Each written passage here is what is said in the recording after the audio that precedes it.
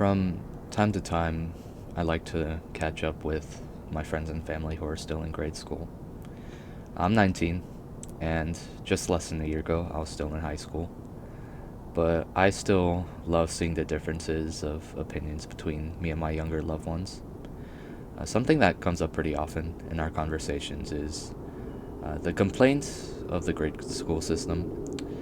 Just yesterday, after my grandfather's funeral, I was catching up with my younger cousins, and they thoroughly expressed their dislikes with the whole system, stating that their lessons are too fast and too general, that they feel as if they have inadequate time and help for certain subjects, and simply that classes are just boring. Now, there's a certain misunderstanding out there where if we simply throw kids into longer school days, it'll benefit them, their academic lives, and their futures. That if they need more time, help, and personalized teaching, let's just keep them in for longer. Surely, students will be able to learn more with more time, right? Throughout my primary and secondary school life, I found myself having similar experiences, and I don't think I'm the only one. Scouring online through message boards to Harvard magazines, I've noticed a consistent problem across generations between students, teachers, the quality of educational content, and attendance. Now, if it's the students, everything should be fine. They're lazy, they're growing soft, always wanting to be stimulated by entertainment rather than education. Four students from the University of Glasgow, however, went to local elementary schools serving students, and they found that two of the top 6 reasons for thoughts of truancy or even acts of truancy within primary schools were laziness and wanting to avoid tests.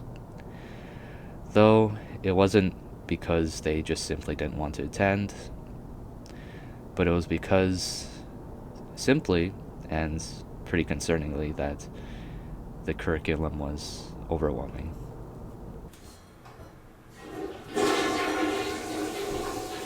Okay, so if it's not the students, then it must be the teachers. They're unqualified, making all their lessons too broad and incomprehensible for their students. Now, let's say they were unqualified. They were inadequate to teach the content they've been assigned. Passing rates of standardized tests would not increase, but most definitely decrease, or at least remain static. MIT students Mark Anderson and Mary Walker conducted a 5-year-long research plan within Colorado primary school districts. And they found that the average increase of math proficiency was 2.3, and in reading, 0.7%. So if no one is to blame, then what the heck is going on? If it's no group of people, then it must be the system itself we must examine. What we cannot deny is that there is an underlying problem with the traditional grade school system. And I believe there's a solution that could bring all of these issues to light and perhaps even solve them. I believe that school boards should highly consider implementing 4-day academic weeks instead of the traditional 5 per week. Now, from my parents' or even another teacher's perspective, I may seem biased or even trying to help out some of my peers. Sure, I may be, but I want to slap your face with some good old statistics. After all, it is what school taught me. I want to bring our attention back to the research done by the University of Glasgow students.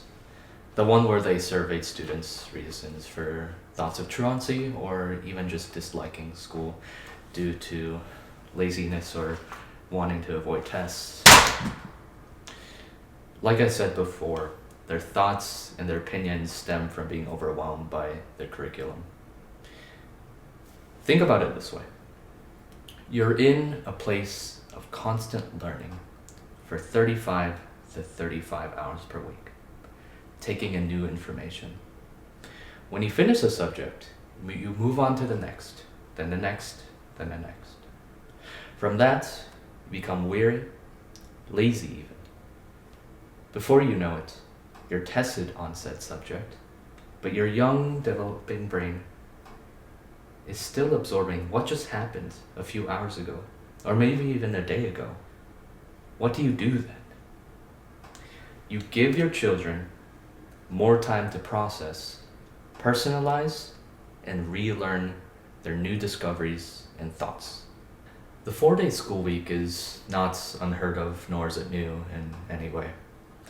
Anderson and Walker's experiment revealed the growing proficiency in students, but I purposely left an important part of their research out. Within their 5-year observation, within the 3rd year, the schools that participated in their study switched from having 5-day school weeks to 4-day school weeks. Their average increase of math proficiency from 2.3% nearly doubled to 4.45%.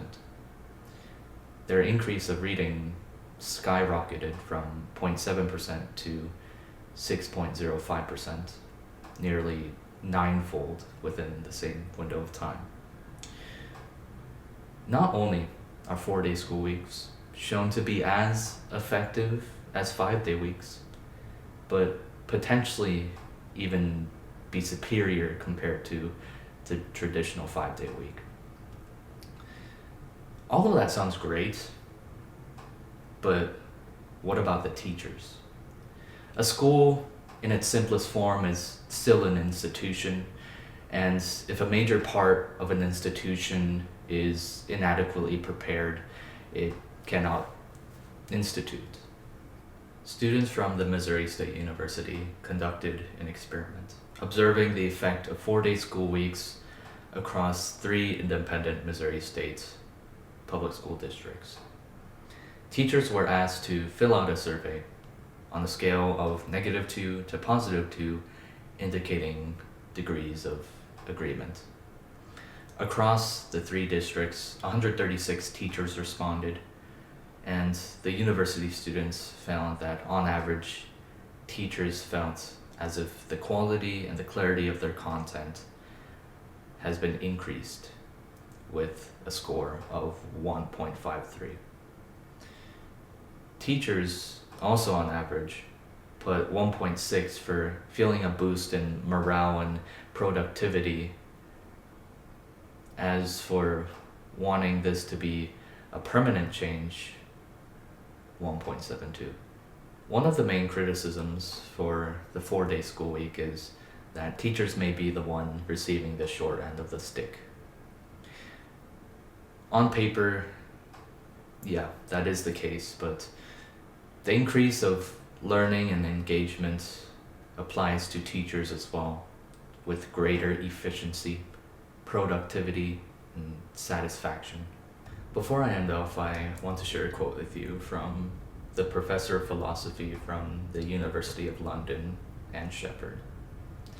Childhood behavior develops through learning. It can be concluded that poor school attendance is learned in the same way as other behavioral difficulties and should be treated in the same way as other special educational needs. Now, why are students more prone to truancy than ever before? Well, Sheppard also wanted to get to the bottom of this, and from 2001 to 2011, she saw that poor attendance correlated with poor academic performance and antisocial behavior. Now, if poor attendance is directly linked to poor academic performance and antisocial behavior, is Sheppard suggesting that non-attendance is a special educational need? No, I don't think that's what she's saying, but what I do think she's saying is that children will learn habits like non-attendance through others around them. We become who we're surrounded with. That's just a part of human nature. And if we become what we're around, then we want our future generations, our students, to be surrounded by positive learning, thriving communities of other fellow students. Now, I'm not saying that my proposition of the 4-day school week is going to solve everything. It won't solve every nook and cranny. It won't solve violence. It won't solve the lack of funding within our school systems. But what it will even inch us closer to is a growing community instead of a groaning one. Thank you.